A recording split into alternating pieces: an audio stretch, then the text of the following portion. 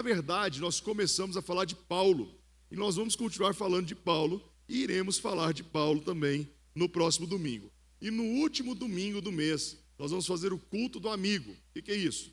Sem ser esse domingo que vem, no próximo. O culto com uma palavra evangelística, fechando o nosso semestre. E eu queria que você já estivesse orando por um amigo seu que precisa de Jesus. E uma outra data, lembrando aqui, que a gente ainda não está avisando porque é tanta coisa, mas você já pode pôr na sua agenda, 5 de julho, primeiro sábado de julho, todas as igrejas da minha cobertura e da Cibele, que é aqui, o Guanabara e o Recanto, estarão aqui nesse prédio, num sábado à noite, que a gente chama de Ceia da Unidade. É o único momento do ano que nós nos encontramos. Então coloque na sua agenda para a gente estar junto aqui. Nós somos os anfitriões desse evento. Eu estou lendo um livro, devagarzinho, todo dia eu fiz um voto de ler 10 páginas dele. Porque eu tenho tanta coisa para ler na minha vida, que se eu não colocar um propósito de ler livros, eu acabo que eu vou lendo materiais, pesquisas, e eu não leio. E ele é um livro muito legal, chamado da coleção Paulo para Todos. E ele é então, a carta de Paulo, 1 Coríntios. E o autor, N.T. Wright, ele é um teólogo, e ele escreve de uma forma que eu gosto muito. Ele pega o trecho do livro e faz um comentário, às vezes ele conta uma história da vida dele, algo que aconteceu. E essa semana me chamou muita atenção que ele emendou, que é o texto que nós vamos ler, tá? Estou explicando tudo isso para falar que eu já comecei a pregar, tá, gente? Que é o 1 Coríntios, a partir do capítulo 2, do verso 14 ao 16, e depois a gente vai entrar no capítulo 3 até o verso 4.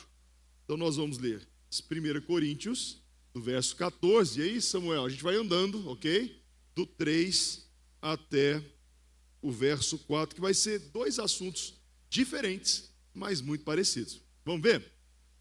O homem natural não aceita as coisas que vêm do Espírito de Deus, pois para eles são loucura, não é capaz de entendê-las, porque elas são discernidas espiritualmente. Presta atenção nesse texto. Contudo, o homem espiritual julga todas as coisas, e ele mesmo por ninguém é julgado, porque ele foi salvo, hein? Pois quem conheceu a mente do Senhor, para que possa instruí-lo? Nós, porém, temos a mente de Cristo. E aí começa o próximo capítulo, né? Aí eu queria o verso 1, aqui está no 4, vamos lá para o 1, por favor. Então nós vamos ver 1, 2, isso, vamos na sequência até o 4. Irmãos, não pude falar a vocês como a espirituais, mas como a carnais, como a criança em Cristo. Segura no 2 aí, vamos tentar entender aqui que nós temos uma divisão de capítulo. Paulo começa a escrever para uma igreja em Corinto e fala assim, olha, tem 2 tipos de pessoas, o espiritual e o natural. O espiritual entende as coisas espirituais, o natural não entende nada. Por exemplo, deixa o versículo aqui que eu estou explicando ainda. Se eu chegar lá na escola que eu dou aula e falar assim para um irmão que não tem, um amigo que não tem Jesus, olha, domingo lá na igreja, um irmão estava contando que ele passou uma angústia tão grande financeira e ele fez uma oração e caiu uma loja lá na 44 na mão dele. O cara vai falar assim, André, o que você está comendo? Você não usa droga, que eu sei. Não é verdade? Mas se você chegar para um crente e contar isso, o crente provavelmente vai falar assim, o nosso Deus é maravilhoso. Você entende a diferença?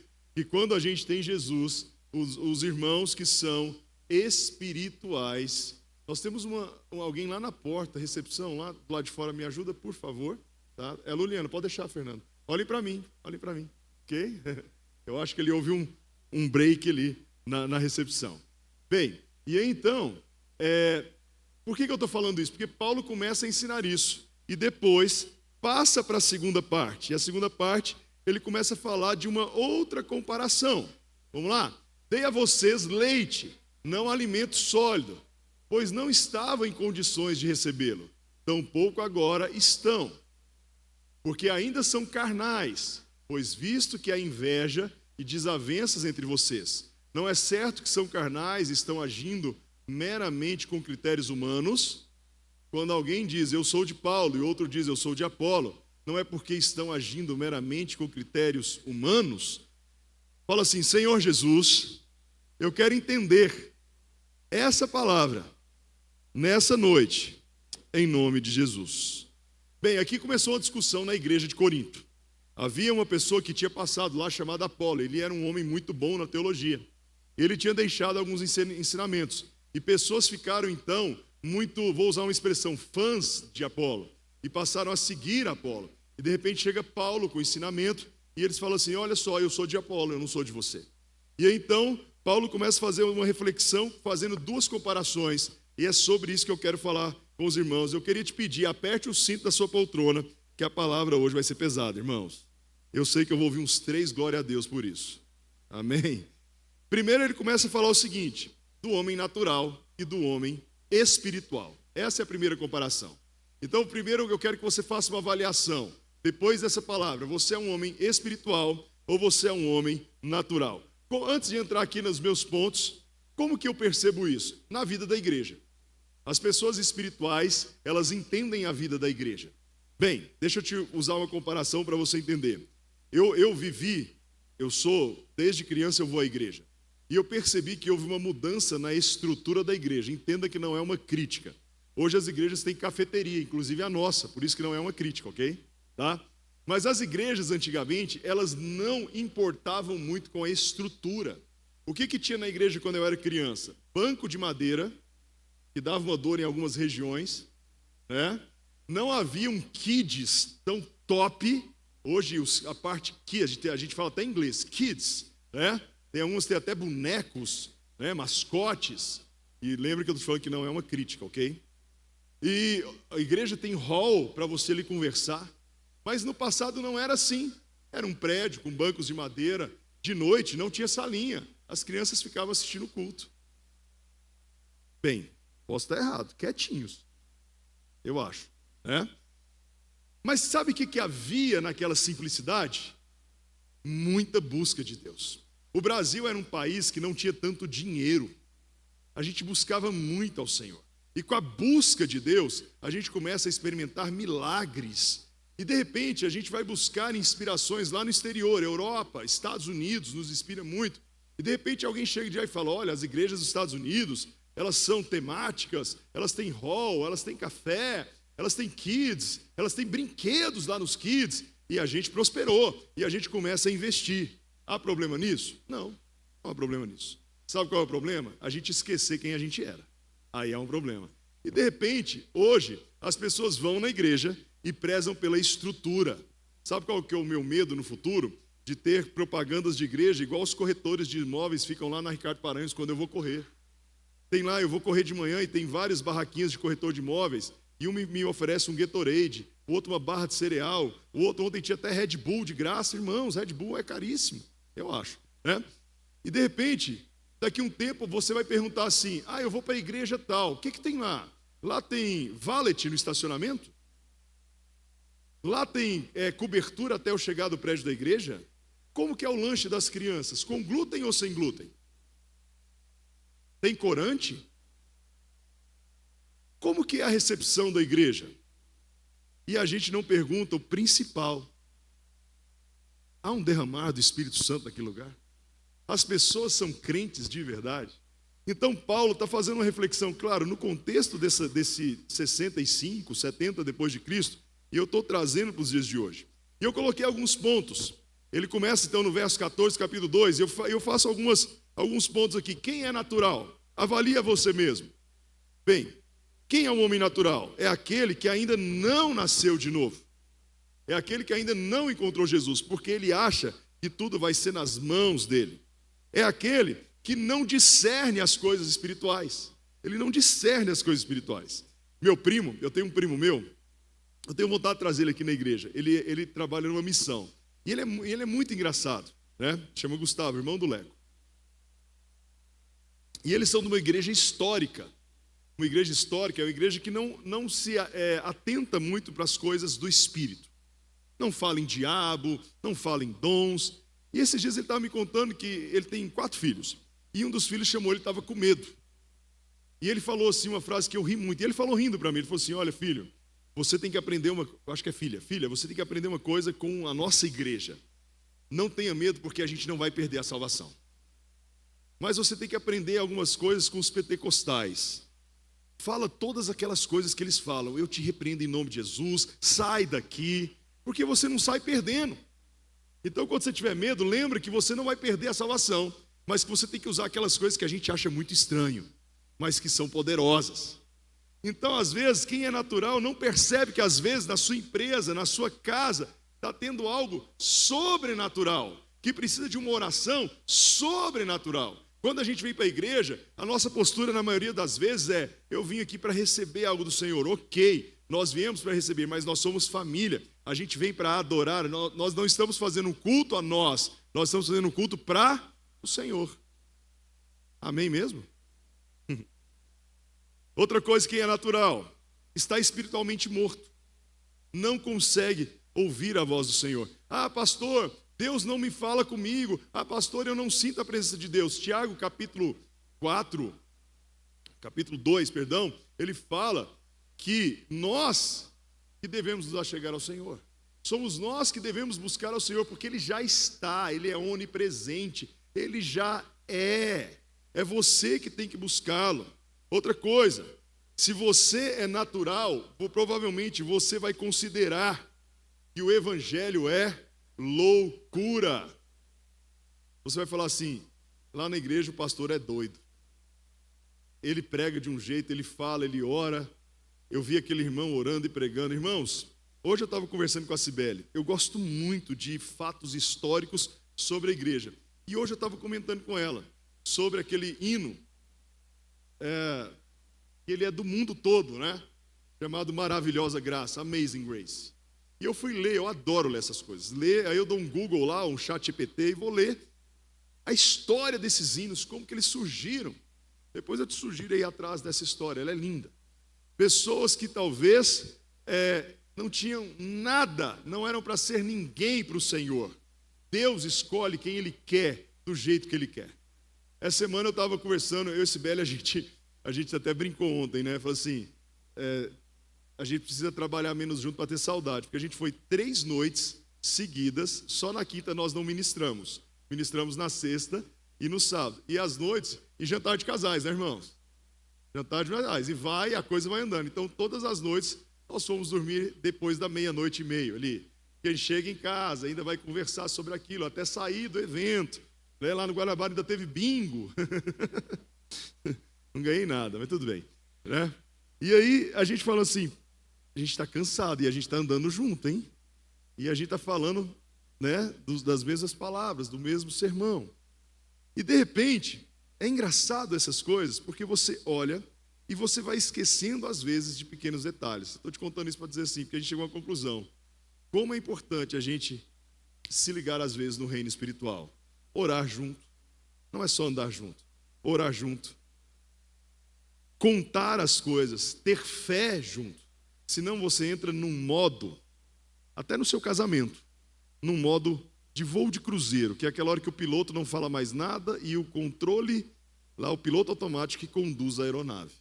Nós precisamos, em tudo na nossa vida, sermos espirituais. Aí eu quero te fazer uma pergunta nessa primeira parte da palavra de hoje. Você tem sido natural ou você tem sido espiritual? Tudo na nossa vida começa na oração. Tudo na nossa vida começa diante do Senhor. Sabe qual que é o inimigo de um pastor? Sabe qual que é o maior inimigo de um pastor? Perder a confiança em Deus. Porque medo a gente vai ter em toda hora, seja num desafio da obra, seja no momento de pregar, seja numa palavra que Deus te deu. Eu estava lá no Guanabara, estava na mesa com a Cibele e falei assim, Deus me deu uma palavra agora para um casal, amor, fica aqui, eu vou lá. Sentei na mesa com eles, eu fui orando, falei, como que eu vou entrar nesse assunto? Mas Deus me deu uma graça e quando eu fui falar para o casal, tinha outro casal na mesa e a outra pessoa, olha, Deus é bom demais. Eu estava assim, como que eu vou lidar com isso? Porque Deus está mandando eu dar uma palavra para esse casal. Era um puxãozinho de orelha. E aí, como que eu vou entrar nisso no jantar de casais? Meu Deus, aí eu sentei na mesa, oi gente, tudo bom? Aí o outro casal, a menina falou assim, pastor, que bom que você chegou aqui, porque essa menina está passando isso. Obrigado. É possível vocês dois saírem daqui para outra mesa agora? Porque eu falei, você acabou de levantar uma bola e eu vou fazer o gol. Foi Deus que fez aquilo. Foi Deus, eu vi claramente Deus, porque eu não sabia como abordar aquele assunto. Então tem momentos da sua vida que você precisa orar e você precisa ouvir a voz do Senhor. Você tem sido natural ou você tem sido espiritual? Por que eu falei da igreja? Será que nos falta a igreja hoje? A igreja ela é linda. Eu vou em algumas igrejas, eu confesso para os irmãos, eu fico olhando, a gente está com a tela aqui, os telões de LED, que são caríssimos, aquilo é a coisa mais linda do mundo. Mas eu pergunto, será que essa vai ser a solução? Ou será que as coisas boas têm nos afastado da essência? Pastor que perde a confiança é um inimigo. E qual é o inimigo de todos nós? Irmãos, comparação. Nosso problema da nossa individualidade, do nosso propósito, é quando a gente se compara. E quem se compara demais é natural, não é espiritual. Porque quem é espiritual sabe o que Deus tem para ele. E a gente tem dois problemas. Comparar com alguém que está melhor que a gente na nossa visão e comparar com quem está pior que a gente com a nossa visão. Os dois são ruins. Se a gente compara com alguém que é melhor que a gente começa a entrar em depressão e falar assim, eu não estou bem, não é legal isso, eu não estou cumprindo meu papel. Mas o pior talvez seja quando eu olho alguém que está pior do que eu falo assim, eu sou muito melhor que ele. É outro pecado. Cadê a sua humildade? Cadê a sua dependência de Deus? Mas pastor, por que você está falando isso? Porque tem um negócio que foi criado, irmãos, que nós perdemos o controle, chamado Instagram. Aí você olha na rede social e aquilo te gera uma aflição. E às vezes você se sente melhor, às vezes você se sente pior. Queria até te fazer uma proposta. Faz um jejum de Instagram. Primeira semana do mês, você vai sobreviver. Pastor, eu trabalho com isso. A Daça me ensinou essa semana que tem uma influencer, que ela depende do Instagram. E ela tira os primeiros 7 dias para orar e não depender daquilo que ela quer depender de Deus. Pensa, irmãos. Basicamente seria, sabe o que, Enio? Um cara que tem uma loja, que ele fecha a loja. Basicamente é isso. É isso que ela está declarando ali na rede social. Porque ela quer ter a dependência do Senhor. Eu estou ganhando outro presente hoje. Gente, ô Yuri, mas você está, hein? Está quente igual aquele de domingo? Você fez mais frio? Não, mas eu deixo esfriar. Obrigado. Olha aqui, gente. Sabe o que é isso aqui, né? Isso aqui é uma comparação. Eu estou brincando, não. Isso aqui é para você sair daqui e tomar um café com a gente. Alguém vai falar amém? O nosso quiosque tem sustentado pessoas a serem atendidas pelo Instituto. Louvado seja Deus por essa ideia do quiosque, né? Então, a minha pergunta é, tudo isso que eu estou batendo um papo com vocês, isso aqui é um bate-papo, né? Claro, é quase um bate-papo. Como que está a sua vida? Bem, Hernandes Dias Lopes, pastor maravilhoso, né? Eu sou fã dele, diz assim, o homem natural não entende as coisas do Espírito de Deus. Ele pode ser culto, ele pode ser inteligente, mas ele pode ser espiritualmente cego. Ele pode ser maravilhoso, ele pode conhecer todas as letras, mas ele pode ser cego. Ok, já falei do homem natural. Quem é o espiritual então? É aquele que nasceu do Espírito. João 3, a história de Nicodemos. Sempre falo para os irmãos, já tem uns 3 meses que eu não falo do The Chosen, né? Mas um dos episódios mais lindos que eu acho é quando Nicodemos entra em crise, quando ele encontra Jesus no The Chosen. E depois eu fui ver o podcast do diretor do The Chosen, no Jesus Cop, e ele fala que aquela hora que Nicodemos, para quem não viu, Nicodemos ele fica em uma crise tão grande de andar, de seguir a Jesus ou não, que ele vai para trás de uma parede, ele chora, e ele fala que no dia da gravação, o cenário, tudo ali, as pessoas que trabalhavam ficaram em silêncio e encheram o olho de lágrima, porque o próprio ator não era um cristão. E ele ficou ali na dúvida, porque é como se a presença de Deus tivesse inundado. Quem é espiritual? Quem nasceu de novo? Se você nasceu de novo, quero te dizer, abra os teus olhos espirituais. Quem é espiritual? Quem tem uma mente renovada. Por isso que Romanos 12, 1 e 2 diz que eu tenho que renovar a minha mente. Eu não tenho que ficar olhando as coisas, eu tenho que orar pelas coisas. E a semana eu estava numa reunião lá da escola e um cara jogou assim o celular e falou assim, olha, começou uma guerra. Eu não sabia do bombardeio de Israel e Irã. E naquela hora eu, no meu espírito, falei, Senhor, tem misericórdia desse mundo. Tenha misericórdia, que está se cumprindo tudo que a gente tem visto e ouvido dizer. O homem espiritual ele já vai para o Senhor aonde ele estiver. E tem uma coisa maravilhosa, discernimento. Discernimento. Sabe o que você precisa ter na sua vida? Discernimento de espírito. Obrigado, Aline. Vou levar você e o Valdo onde eu for pregar para você ficar falando assim, amém. Mas é verdade. Às vezes você está num lugar, irmãos, e você está acontecendo alguma coisa, e você não fala nada, mas você vai no canto e fala assim, eu te repreendo, Satanás, em nome de Jesus. A família está toda brigando, você sai quietinho e vai lá para o quarto, espírito de contenda, sai da minha casa. Sai da minha casa. Você está chegando na empresa e está tenso, espírito de peso, de contento. Você precisa saber nem nome de demônio, não, gente. Nome de Jesus você precisa saber. Amém? Você lembra antigamente, quando tinha aquela música, espírito de terror, fora? Você lembra? Quem lembra dessa fase? Levanta a mão. Espírito de maldade. Espírito não sei o quê. Uma vez, o meu irmão Kiko, ele foi ministrar na Fama, lá na sede. E estava em alta essa música. E aí ele falou assim, eu não sei a letra. Eu acho que eram uns 12 demônios na letra. De temor, de medo. Mas era o Kiko, né, irmãos? Não era eu, era o Kiko. E aí então ele estava tocando violão e a equipe toda, ele falava assim, ó, espírito de... E todo mundo, fora! Espírito de... Fora! Ele não falou nenhum, ele não sabia nenhum. Mas o importante, aquele dia eu aprendi, é mandar embora. Amém? Manda embora. Fala, sai no nome de Jesus. Não, e estava o David Keelan junto, né? O cara que cantava a música também. Né? E ele, claro, já conhecia a peça, começou a rir também, né? Óbvio. Então, você precisa discernir, tem coisas na sua vida que é espiritual. Amém, gente? Tudo é gerado no Espírito. Beleza? A igreja de Corinto, mais uma frase importante, era rica em dons, mas haviam muitos crentes ainda vivendo como homens naturais. Eles haviam recebido o Espírito com letra maiúscula, mas não andavam segundo o Espírito. Lembra quando a gente ia para os eventos e as pessoas caíam no Espírito? Um dia eu ouvi uma frase muito interessante do pastor. O importante não é o jeito que a pessoa cai, é até perigoso, na verdade, tem que ter equipe para segurar. O importante é como ela levanta, se ela foi transformada ou não. E aí Paulo começa então agora a apertar mais um pouquinho a orelha da igreja de Corinto. Ele passa para o capítulo 3 e ele vai discernir. Primeiro ele fala homem natural, homem espiritual. E agora, bebês e adultos, cristãos nenéns e cristãos maduros. Então ele começa falando assim, olha, eu te dei o leite, eu levei o leite para você. Quem é mamãe aqui, já é mamãe, as que vão ser, né, de primeira viagem, sabe que vai ter uma hora que vai ter que inserir alimentos na dieta da criança. Começa com frutinha, papinha, né? Aquelas papinhas que vendiam, que a gente usava de emergência. Um dia eu comprei uma daquelas e falei, como que um bebê come esse negócio? Não tem gosto de nada. E eu peguei a de pera, achando que ia ter gosto de pera. Tinha o mesmo gosto da de abóbora. Não tem gosto de nada, mas dizem que é bom, beleza. E aí então, ainda existem essas coisas? Existe, tá? E aí, então, o que é um bebê espiritual? É um crente imaturo. O que é um crente imaturo? O que é uma pessoa imatura? Imaturidade não tem a ver com idade. Não tem a ver com idade, ok? Não tem a ver.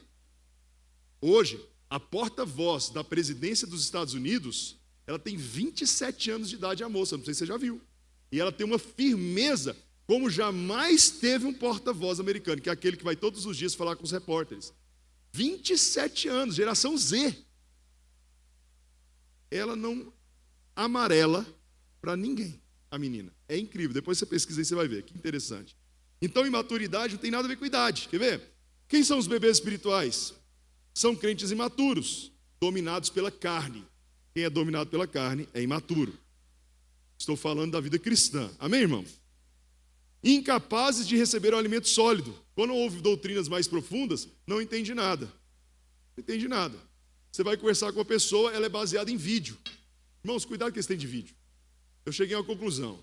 A gente não sabe mais o que é inteligência artificial, o que é verdade, irmãos. Não tem mais jeito.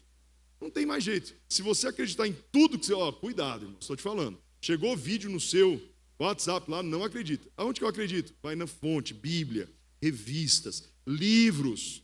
Livros. Vai estudar. Senão a gente fica de vídeo em vídeo e vendo um monte de fake, né? Outra coisa. O que é característica de uma pessoa que ainda é um bebezinho? São marcados por ciúmes, contendas e divisões. Ciúmes, tem ciúme do outro, faz fofoca, briga, emburra, não se resolve. Valorizam mais líderes humanos do que Cristo. Ele ouve o pastor na internet tal, depois ouve o pastor domingo na igreja, depois ouve o vídeo do que ele gosta, aí vai no podcast e de repente ele não sabe mais qual é a referência para a vida dele. Ele não sabe mais. Eu não sou contra você ouvir, ver YouTube, podcast até eu indico todo domingo quase aqui. Eu sou contra, irmãos, é você achar que aquela pessoa é o seu pastor. Sabe quem é o seu pastor? É quem sabe dos seus problemas. Se não, um dia, se você um dia conversar comigo e falar que está ouvindo muito quem? Vou usar um amigo para não usar, né? Está ouvindo só o Lucinho, agora o Lucinho está no confessionário de novo. Fica lá todo domingo, 3 vezes por semana com a Patrícia fazendo. Ok, assista, top. Maravilhoso. Mas se um dia você precisar de oração, aí eu vou ter que te falar assim, irmão, liga para o Lucinho. Liga para o Lucinho, ele é o seu pastor. Pastor, eu não tenho o telefone dele, não. Eu tenho, pode lá, liga para ele. Fala que eu mandei. Não é ruim. Há alguns anos eu atendi um cantor sertanejo aqui na igreja. Ele me procurou. Eu fiquei 2 horas com esse rapaz aqui. Orei por ele. Conversamos muito. Foi uma conversa jóia. Cara famoso que se converteu vendo uma live do Lucinho. E louvado seja Deus. Mas olha que interessante. Depois que ele falou, mandou um direct. Aí o pastor falou assim, vai na igreja do André. Ele vai te acompanhar. Ele foi para outro lugar. Eu acho que não está em Goiânia mais. Perdemos o contato. Não é ruim. O ruim é quando você acha que aquele cara da internet é o seu pastor. Sinais de maturidade espiritual de um bebê espiritual. Falta de unidade na igreja. Não entende o propósito da igreja. Dependência dos líderes o tempo todo. Irmãos, eu não vejo problema nenhum de você pedir oração para mim. Eu me sinto muito útil. Mas eu preciso te contar a verdade da vida cristã. É aquilo que eu falo para as minhas filhas. Vai chegar um momento na sua vida, em alguns momentos você vai estar sozinho. Então, às vezes, a gente cria dependência, e de repente, no dia que a gente vai estar sozinho, como é que nós vamos resolver a vida? Por isso que eu acredito que discipulado tem estágios. E rapidinho, talvez poderia até ter feito um gráfico para aproveitar essa tela linda e não fiz. No início do discipulado, do andar junto, olha, tenta imaginar 2 colunas. Influência lá em cima, autoridade aqui embaixo. Passa-se os anos, a influência diminui um pouco e a autoridade aumenta um pouco. Passa-se anos, aquela pessoa tem muita autoridade, você reconhece ela na sua vida, mas você já é adulto, não tem quase nenhuma influência. Você já anda com seus passos. Então a influência e a autoridade, ela inverte. Porque você vira um adulto espiritual. Você já sabe tomar as suas decisões. Como na vida, como é na nossa vida. Que mais? Incapacidade de discernir o corpo de Cristo. Não entende o que é a igreja, a missão da igreja, o propósito da igreja. Acha, por exemplo, que GC é uma estratégia humana de crescimento. Irmãos, eu aqui já pedi para algum líder trazer para mim a meta do ano? Nunca. Nem meta nós temos, irmão. A gente só quer ser uma igreja saudável, que o evangelho cresce e que as pessoas são transformadas por Jesus. E talvez o último ponto de um bebê superficial na fé e uma vida devocional péssima, rasa. Aí eu quero te perguntar o seu termômetro. Qual é o seu tempo sozinho com Deus? Esse é um grande termômetro. Essa é uma métrica da vida cristã. Pessoas que se mergulham na palavra e oram muito são pessoas profundas em Deus. Pessoas que oram pouco são pessoas rasas em Deus. Eu falei, irmãos, que Paulo está puxando a orelha de Corinto e eu também estou puxando a orelha da igreja também. Aqui na igreja, como que a gente percebe algumas coisas? Para nós, práticas. Como que está a sua vida? O seu compromisso com Deus? Deixa eu te falar uma coisa doída aqui, doída mesmo. Você ficar magoado, vamos tomar um café junto ali, eu pago hoje, não tem problema não, tá? Irmãos, se você vem aqui para a igreja, passa-se um ano, e você está sentado no banco, deixa eu te contar uma coisa, tem algo errado. Ou é comigo, ou é com você. Pelo menos nesse primeiro ano você tem que falar assim, pastor, deixa eu servir lá fora. Pastor, eu sei tocar música. Pastor, eu fiz aula de violão para servir a Jesus. Pastor, eu quero ministrar lá atrás para as crianças. Pastor, eu quero trabalhar lá no quiosque. Pede para o Yuri me ensinar. Pastor, eu quero ser da mídia. Pede para o Anderson me ensinar.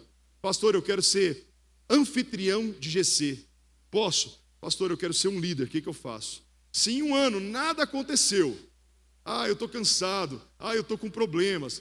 Eu estou aqui. Irmãos, ninguém aqui tem problema da liderança. Eu sei. Ninguém aqui está cansado. Eu sei. Os irmãos nem trabalham. Está todo mundo cansado. Está todo mundo, irmãos, trabalhando muito nesses dias que nós vivemos. Mas o mais importante é buscar o Senhor. Mas aonde? Aonde você quiser. Use da sua individualidade. Você pode dizer amém por isso? E para fechar, quem é maduro? Vamos lá. É aquele que cresce na palavra. É aquele que faz seminário. Primeiro ano do seminário. Todo mundo tinha que fazer seminário aqui o primeiro ano. Não é para ser pastor, é para aprender de Gênesis e Apocalipse. Eu estou tão feliz de estar dando aula dos profetas, porque eu estou lembrando, reciclando e aprendendo. E a gente vai, sabe quem aprende mais? Quem ensina. Sabia disso? Outra coisa, demonstra o fruto do Espírito, lá de Gálatas 5. Alguém sabe um fruto do Espírito? Diga, amor, obrigado, Beto. Qual outro? Paz, alegria, domínio próprio. Esse é pesado. Domínio próprio. Se você não é alegre, se você não anda em paz, se você não é benigno, se você não é bondoso, se você não tem domínio próprio, começa a avaliar a sua vida cristã. Outra coisa, tudo que eu faço para a glória de Deus. Você sai de casa para ir trabalhar e fala assim, Senhor, eu vou trabalhar para a tua glória? André, eu não consigo entender isso. Irmãos, eu dou uma aula de biologia para a glória de Deus, porque eu vou fazer o melhor para Jesus. Eu vou ajudar a visitar um hospital como pastor para a glória de Deus. Você trabalha em recepção, você vai atender alguém para a glória de Deus. Sabe o que vai acontecer? Você vai ser o melhor. Você vai ser o melhor. E de repente, Deus começa a mover o mundo para te abençoar. E tem uma coisa muito legal de uma pessoa madura. Ama a igreja do Senhor. Eu sempre falo isso, eu e Sibeli, como vão aconselhar pais. Ensine seus filhos a amarem a Deus. Ensine seus filhos a amar a igreja, a amar a Bíblia. Mas ensine seus filhos a amar a igreja. Sabe por quê? Porque um dia eles vão crescer. E eles vão fazer as escolhas dele. Talvez vão morar longe de vocês.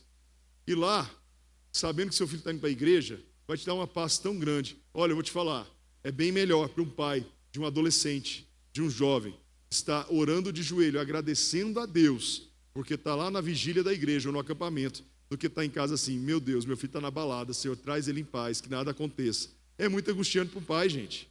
Isso é muito pesado para um pai. Então ensine os seus filhos a amar a igreja. E eu quero então ir para o fim dessa palavra com algumas conclusões, ou com uma conclusão. Deus nos chama para sair de um estágio de neófitos, olha que palavra nova, neófitos, novos convertidos ou novos na fé, para um estágio de maturidade. E maturidade fala muito de depender do Senhor sozinho. Quando Jesus, ele vai virar uma chave do ministério dele, ele vai ficar 40 dias no deserto. Com quem, irmãos? Sozinho. Porque tem momentos na nossa vida que a gente precisa de confrontos sozinho. É lá no quarto que Deus fala, é lá no quarto que Deus te confronta, é lá no quarto que Deus te chama. Sabe quando Deus vai te chamar para uma obra? Lá no seu quarto. Sabe quando Deus vai falar que você está errado e vai mudar, consertar a sua vida? Lá no seu quarto. As maiores experiências que eu tive foi sozinho. Eu estava hoje tendo o café com os novos membros e contando para eles como que nós chegamos aqui no Bueno. Eu sempre conto lá nessa reunião, para que os irmãos saibam a história da igreja, da nossa igreja local. E eu começo a falar assim, eu estava sozinho no meu quarto em oração, cabeça baixa, minha Bíblia e um diário de oração, que eu tinha ganhado do Lucinho, Louco por Jesus, o Diário de um Louco por Jesus. Olha que título legal, o Diário de um Louco por Jesus. E eu peguei e escrevi assim, acabei de ouvir uma voz, Bueno. Saí do meu quarto, encontrei minha esposa, falei, amor, eu acho que eu estou ficando doido. Eu acabei de ouvir uma voz e falava Bueno. A Cibele entendeu menos do que eu já não estava entendendo. Aí de repente, Deus começa a empurrar a gente para estar aqui. Eu garanto para você, as maiores experiências que você vai ter com Jesus é quando você depender dele, no seu quarto. Porque é nessa hora que você vai ter uma convicção tão grande que ele fala com você. Teve uma vez que eu estava orando, e aí depois fomos dormir, e eu acordei logo pela manhã e falei para a Cibe assim, Cibe, eu tive um sonho muito esquisito, que a gente tinha uma tenda, e eu começava a montar outra tenda. Sabe o que isso significa? No meu coração era o quê? Que vai vir uma igreja para a gente cobrir. Além da nossa, terá outra. Deu 2 dias, passamos a cobrir uma outra igreja. Mas por que eu estou te falando isso? Porque isso depende, na minha vida, pelo menos na minha vida é assim, ó. Quanto mais eu oro, mais Deus fala comigo. Pastor, eu tenho orado, Deus não tem falado comigo. Tem sim. Sabe como é que ele tem falado com você? No silêncio dele. No silêncio dele. Ontem a gente estava no 3º jantar da nossa maratona de jantar. E eu tinha decidido para a Sibeli para a gente ir embora antes da sobremesa, porque basta, né, irmãos? E como que eu falei com a Cibele e ela falou comigo? Todo mundo olhando para a gente. Aqui, olha para mim, ó. Olha que voz alta. Aí ela fez assim para mim. Irmãos, é assim que Deus fala com a gente. Deus está ali com você, ó. Sabe aquele meme do Instagram? Eu adoro esses memes. É para isso que a gente paga a internet, não é? Não é verdade? O último que eu vi maravilhoso. A menininha ensinando um irmãozinho a lutar, acho que é full contact, alguma coisa. E ele dava o murro e baixava a guarda. Tem uns irmãos que lutam boxe aqui. Aí a menininha levantava a mãozinha do irmãozinho para proteger o rosto. Aí dava um chute e ele abaixava de novo. Aí ela levantou. Aí apareceu os memes assim, ó. 3 rostos de artista famoso de Hollywood. Aí da terceira vez ela deu um tapa no irmãozinho. Prendeu? Vai com a guarda alta. Aí o menino caiu no chão. Eu acho que é isso que Deus faz com a gente. Levanta a guarda, rapaz. Levanta a guarda. Aí eu acho que Deus fala assim, vai precisar de um para você aprender. Vamos ficar de pé? Eu quero desejar para você sair de nível. Sair de uma criança espiritual para ser um crente maduro espiritualmente. Amém ou não, gente? Amém mesmo? E para encerrar essa palavra, essa semana, um amigo meu da escola me mandou um vídeo. E eu acho que ele queria me zoar. Tem pessoas, irmãos, sabe as 5 linguagens do amor? Eu descobri a 6ª linguagem do amor. Eu tenho ovelhas aqui na igreja e amigos da escola, que eles não querem dar recados para mim falando. Sabe o que eles fazem? O Elídio é um. O Elídio já faz parte do novo livro que eu vou lançar, a 6ª linguagem do amor. Sabe o que esses irmãos falam? Ele me manda um vídeo. Né, Elídio? E quando eu ponho o coraçãozinho lá é porque eu vi, tá? Fica tranquilo. Às vezes eu sou muito rápido de comentar. Eu tenho alguns irmãos aqui que eu sei que eles me amam, porque eles me mandam vídeos. E agora eu descobri que eu tenho amigos que não são crentes, que me mandam vídeos. Eles querem se comunicar comigo. E um amigo que não é crente me mandou um vídeo e falou assim para mim, assiste, é para você. Eu confesso que eu sou ruim de vídeo, mas quando me pede eu assisto. E era um ator global, e eu achei ruim, aquele ator global. Falei, lá vem gente falar mal do pastor. Era o ator Eric Johnson, que tem uma pintinha na bochecha. E aí meu amigo falou assim, assiste. Falei, cara, eu não gosto de vídeo, vai falar mal de pastor. Ele, assiste. E aí o Eric Johnson, não sei porquê o Eric Johnson, ele conta a história de um pastor que foi na casa de uma família. E os irmãos talvez não eram adultos espirituais. E ali, quando ele vai embora daquele jantar, a esposa vira para o marido e fala assim, meu bem, o pastor roubou a colher. A colher da sobremesa sumiu. Eu acho que meu pai contava essa história para mim. Contava, não contava, mãe? E aí aquele pastor foi embora e ficou um ano aquela crise daquela família. Crianças espirituais. O pastor vem na nossa casa e rouba a colher da sobremesa. E o marido tem uma grande ideia, vamos trazer o pastor de novo. Vamos pôr os talheres mais lindos e se subir de novo, a gente fala para ele. E naquele jantar, um ano depois, aquela angústia foi um ano, irmãos. Aquele casal angustiado fez aquela cilada para o pastor. Era uma cilada. E a irmã não aguentou, a irmã sanguínea não aguentou. Falou, pastor, eu preciso te falar uma coisa. Há um ano atrás o senhor esteve aqui e o senhor roubou a nossa colher de prata da sobremesa. E o pastor falou, irmã, eu não roubei sua colher. Ela está dentro da sua Bíblia. Tem um ano que eu coloquei a colher na sua Bíblia. Aí os irmãos entenderam a moral da história. E eu agradeci meu amigo, ele falou assim, não sei porquê, lembrei de você. Eu não entendi muito. Eu falei, mas eu entendi muito. Obrigado, meu amigo. Vai lá para a igreja domingo, eu quero te receber lá. Amém, irmãos? Eu queria te pedir uma coisa. Nunca deixe uma colher um ano dentro da sua Bíblia, por favor, tá? E se um dia, se eu for na sua casa e tiver uma colher na Bíblia, eu adorei essa história, vai ser eu que vou fazer isso. Amém? Vamos orar? Queria que você colocasse a mão no seu coração e você pedisse, Senhor, eu quero ser mais maduro. Eu quero ser mais maduro, eu quero te ouvir. E eu sei que maturidade são momentos sozinhos. E eu quero estar sozinho. Ah, irmãos, como tem feito bem eu ler 10 páginas desse livro sobre Paulo. Como Deus tem falado comigo. Meu Deus, como tem sido alimentador nesses dias tão corridos. Quando eu medito sobre 1 Coríntios, até brinquei com a minha esposa. Vai ser muito legal fazer um tema sobre 1 Coríntios na igreja. Vamos orar? Senhor Jesus, olha aí, a equipe de louvor, vamos cantar também. Peça para o Senhor para você ser um crente mais maduro. Queria fazer um apelo sobre isso. Tem alguém que quer vir à frente e quer passar de nível na sua vida cristã? E não tem vergonha de falar isso e de ter essa vontade? Você pode vir aqui na frente? Eu quero orar por vocês. Vou tomar até um cafezinho enquanto você vem aqui. Temperatura